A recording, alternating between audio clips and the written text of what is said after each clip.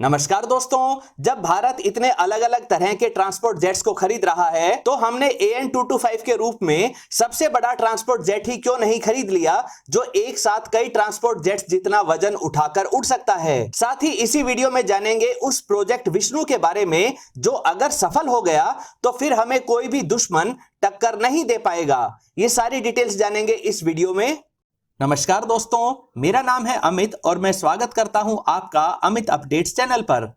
तो चलिए दोस्तों शुरू करते हैं। दोस्तों, सबसे बड़े ट्रांसपोर्ट एयरक्राफ्ट AN225 को लेकर वेंकटेश, गीकी सागर व अन्य सब्सक्राइबर्स ने सवाल पूछे हैं। उनका सवाल है कि भारत ने इस ट्रांसपोर्ट जेट की कुछ यूनिट्स को क्यों नहीं खरीदा। देखिए, AN225 ट्रांसपोर्ट जेट सिर्फ एक ही था और वो भी मौजूदा समय में चल रही लड़ाई में डिस्ट्रॉय हो चुका है। लेकिन सवाल ये है कि जब एक ही बनाया जा सकता है तो और भी बनाए जा सकते हैं। भारत जो अलग अलग तरह के ट्रांसपोर्ट जेट्स को खरीदता रहता है, तो हमने इस AN225 को क्यों नहीं खरीदा जो एक बार में ही कई ट्रांसपोर्ट जेट्स के बराबर पेलोड को लेकर उड़ सकता था। दोस्तों, पहले AN225 के स्पेसिफिकेशंस को जान लेते हैं। इसका मैक्सिमम टेक ऑफ वेट था 6,40,000 किलोग्राम और यह 2,40,000 किलोग्राम तक के पेलोड को भी लेके उड़ सकता था। AN225 ने रिकॉर्ड बनाने के लिए 4 मेन बैटल टैंक्स को ट्रांसपोर्ट किया था और तब इसका पेलोड था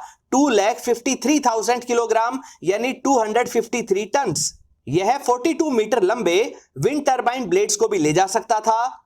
130 टन वजनी ट्रेन के लोकोमोटिव इंजन तक को ले जा सकता था। इतनी ताकत देने के लिए इसमें 6 D18T टर्बोफैन इंजन लगाए गए थे। इनसे इसकी टोटल थ्रस्ट 1377 किलो न्यूटन तक हो जाती थी। यह 850 किलोमीटर पर आवर की स्पीड से उड़ सकता था और इसकी रेंज 15,400 किलोमीटर तक थी। इसका कंपैरिजन अमेरिकी मिलिट्री के सबसे बड़े ट्रांसपोर्ट जेट C5 गैलेक्सी से करें तो यह सिर्फ 127 टन के पेलोड को ही ले जा सकता है, जो कि AN225 से आधा है और इसकी रेंज भी 8,500 किलोमीटर तक ही है। AN225 को दुनिया भर में सुपर हैवी कार्गो को कैरी करने के लिए इस्तेमाल किया जाता था। इतने हैवी एयरक्राफ्ट के लैंडिंग गियर्स में 32 व्हील्स का इस्तेमाल किया गया था। 2016 में AN225 भारत भी आया था।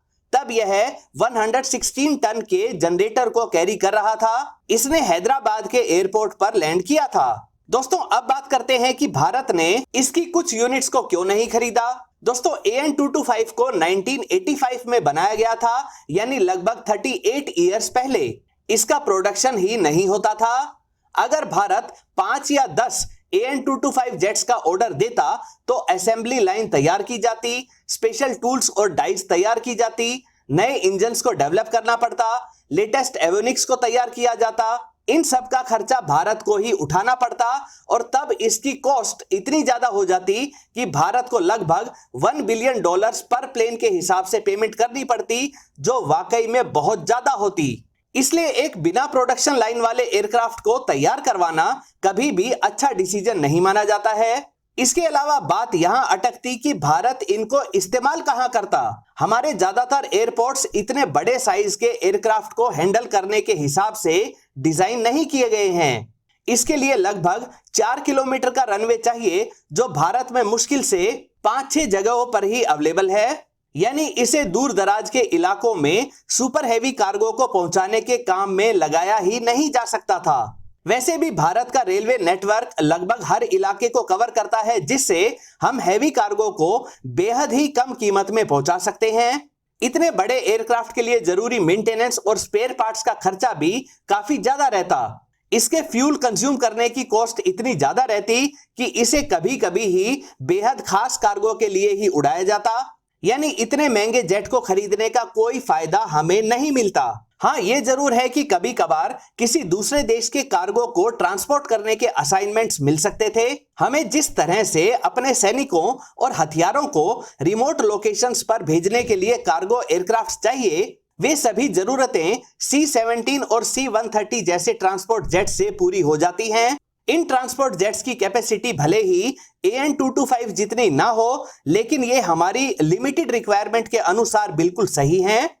ये जेट्स बेहद छोटे और अच्छी तरह से तैयार नहीं किए गए रनवे पर भी उतर सकते हैं, जो AN225 नहीं कर पाएगा। ना ही हमारे रिमोट एरियाज में इतने ज्यादा बड़े कार्गो को एक बार में ही इतनी जल्दी भेजने की जरूरत पड़ती है, और ना ही रिमोट एरियाज में AN225 लाइक 4 किलोमीटर लंबी एयर स्ट्रिप्स मौजूद हैं।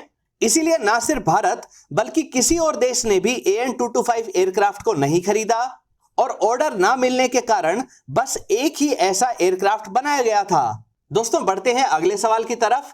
केशव कुमार जी का सवाल प्रोजेक्ट विष्णु के बारे में है। दोस्तों प्रोजेक्ट विष्णु को समझने के लिए हमें हाइपरसोनिक मिसाइल्स के कॉन्सेप्ट को समझना होगा। देखिए, नॉर्मल क्रूज मिसाइल जैसे अमेरिका की टोमाहोक मिसाइल की बात करें तो इसकी स्पीड लगभग 900 किलोमीटर पर आवर होती है, लेकिन ये ज्यादा ऊंचाई पर नहीं उड़ती है, जिससे इन्हें एयर डिफेंस सिस्टम से ट्रैक कर पाना काफी मुश्किल हो जाता है। लेकिन फिर भी सही समय पर इन्हें ट्रैक कर लिया जाए तो इन्हें इंटरसेप्ट किया जा सकता है। फिर बात आती है ब्रह्मोस मिसाइल की, जो कम ऊंचाई पर तो उड़ती ही है, लेकिन इसकी स्पीड 3000 किलोमीटर पर आवर तक होती है, जिससे इन्हें ट्रैक करना ही बेहद मुश्किल हो जाता है। इन्हें मौजूदा समय के ज्यादातर एयर डिफेंस सिस्टम से रोक पाना लगभग इम्पॉसिबल है। दोस्तों दुनिया भर में एयर डिफेंस सिस्टम्स को और ज्यादा एडवांस्ड और एक्यूरेट बनाने पर एक्सपेरिमेंट्स चल रहे हैं, यानी कि कुछ वर्ष बाद ब्रह्मोस जैसी मिसाइल्स भी ट्रैक करके डिस्ट्रॉय कर दी जाएंगी। लेकिन जिस तेजी से एयर डिफेंस सिस्टम्स को एडवांस्ड बनाने की तैयारी चल रही है, उससे कहीं ज्यादा तेजी से मिसाइल्स को और ज्यादा स्पीड वाली और ज्यादा एडवांस्ड बनाने पर काम चल रहा है। यानी हम बात कर रहे हैं हाइपरसोनिक मिसाइल्स की, जिनकी स्पीड 6000 किलोमीटर पर आवर से ज्यादा रहती है। ये कम ऊंचाई पर उड़ते हुए तेज मैन्यूवर्स कर सकती हैं, और इनकी ट्रेजेक्ट्री को समझ पाना बेहद मुश्किल होता है। देखिए, वैसे तो बैलिस्टिक मिसाइल्स भी जब नीचे अपने टारगेट की तरफ आ रही होती हैं तो इनकी स्पीड 10,000 से लेकर 15,000 किलोमीटर पर आवर तक हो सकती है, लेकिन इनकी ट्रेजेक्ट्री को प्रिडिक्ट किया जा सकता है। कब, कहां, किस डायरेक्शन में आएगी, यह सब पहले से कैलकुलेट किया जा सकता है। इसलिए इन बैलिस्टिक मिसाइल्स को अच्छे एयर डिफेंस सिस्टम्स ट्रैक करके डिस्ट्रॉय कर सकते हैं। लेकिन हाइपरसोनिक मिसाइल्स की ट्रेजेक्ट्री बहुत ही कॉम्प्लेक्स रखी जा सकती है, जिस कारण इन्हें प्रिडिक्ट करना लगभग इम्पॉसिबल हो जाता है।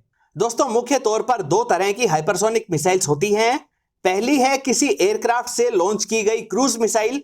इस तरह की मिसाइल्स के ऊपर अमेरिका काफी समय से काम कर रहा है, लेकिन उन्हें कुछ खास सफलता नहीं मिली है।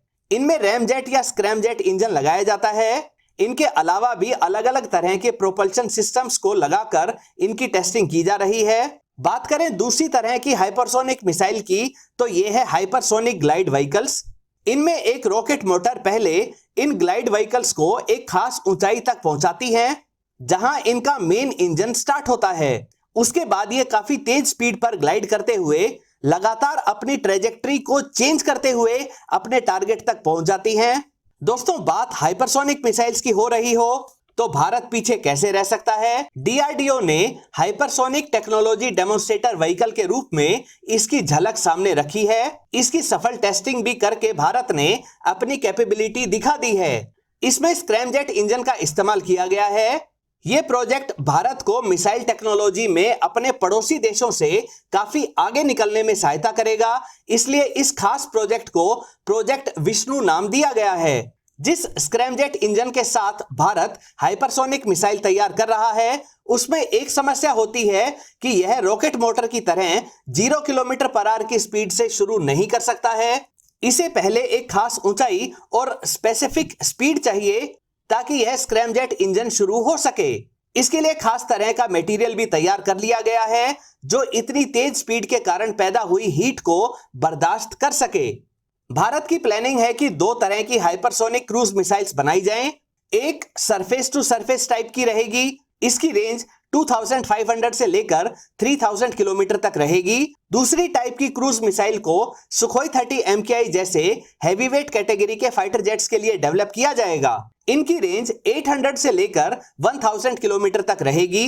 इन हाइपरसोनिक क्रूज मिसाइल्स की स्पीड 7000 से लेकर 10000 किलोमीटर पर आवर तक रहने वाली है।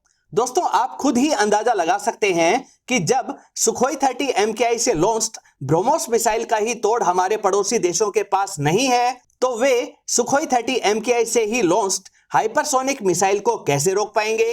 दोस्तों ये थे आपके कुछ सवाल जिनके सटीक फैक्ट बेस्ड जवाब तलाशने के लिए मैंने जितना हो सका उतनी रिसर्च की। उम्मीद करता हूं आपको ये वीडियो पसंद आई होगी। अगर ये वीडियो आपको पसंद आए तो इसे लाइक करिए, दोस्तों के साथ शेयर करिए और चैनल को सब्सक्राइब करना ना भूलें। नमस्कार।